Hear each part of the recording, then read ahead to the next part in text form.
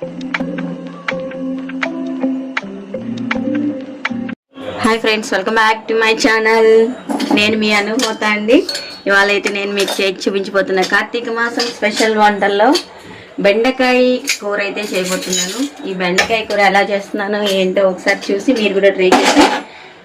ముందుగా అయితే స్టవ్ వెలిగించి కడాయి ఉంచి ఒక 2 చెంచాల నూనె వేసాను. అలాగే ఆవాలు, జీలకర్ర, ధనియాలు. ఇప్పుడు ఇందులోకి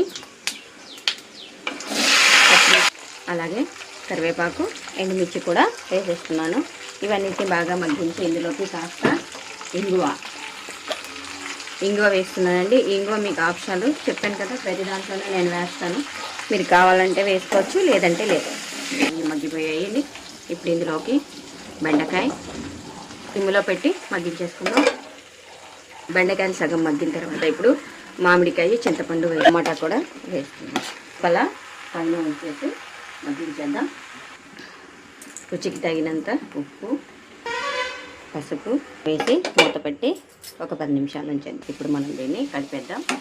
నిమిషాల తర్వాత చెక్ చేసుకుని ఇందులో మనం ఎంత కూర అయితే కావాలనుకుంటున్నామో అన్ని నీళ్ళు అయితే వేసి ఉడికించుకొని మ్యాష్ చేసేసుకోవచ్చు అనమాట. మ్యాష్ చేసేసుకోకపోయినా అలా ముక్కలుగా తినచ్చు.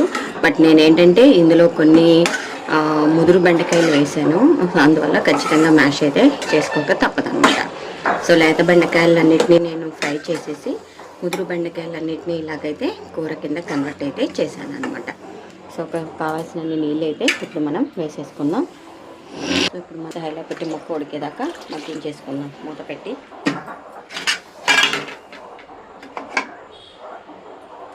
లేత బెండకాయలను అయితే నేను ఇక్కడ ఫ్రై చేసేస్తున్నాను. అందువల్ల ముదురు బెండకాయలు ఉంటే మనం మ్యాష్ చేయాల్సిన అక్కర్లేదు. చిన్న చిన్న ముక్కలుగా కట్ చేసుకుని కూర అలాగే వండుకోవచ్చు. సో ఒకవేళ ముదురు బెండకాయలు వేస్తే మాత్రం మ్యాష్ చేసుకోవాల్సి వస్తుంది అనమాట. సరే, అలాగే ఉప్పు, కారం కూడా చెక్ చేసుకోవాలి.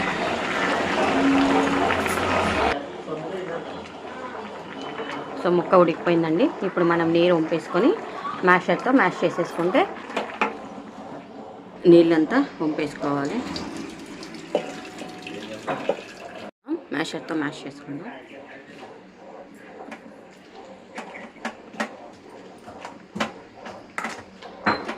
ఇందులో వేస్తున్న మనం ఒక సీక్రెట్ ఇంగ్రీడియంట్ ఏంటి అంటే ఆమ్చూర్ పౌడర్ని అయితే వేస్తున్నామండి.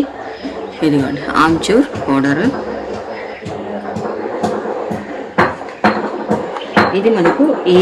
ఇది మనకు ఈ వంటలో మనం యాడ్ చేసే సీక్రెట్ ఇంగ్రీడియంట్.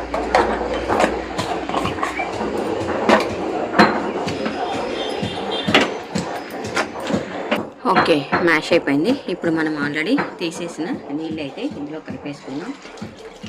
ఇప్పుడే పౌడర్ వేసాం కాబట్టి ఒక 5 నిమిషాలు స్టవ్ మీద ఉంచి తర్వాత కట్టేసుకుంటే టేస్టీ బెండకాయ ఆమ్చూర్ కర్రీ అయితే రెడీ అయిపోద్ది. సో మూత పెట్టి ఒక 5 మినిట్స్ మగ్గిన తర్వాత కొత్తిమీర గార్నిష్ చేసుకొని కట్టేద్దాం.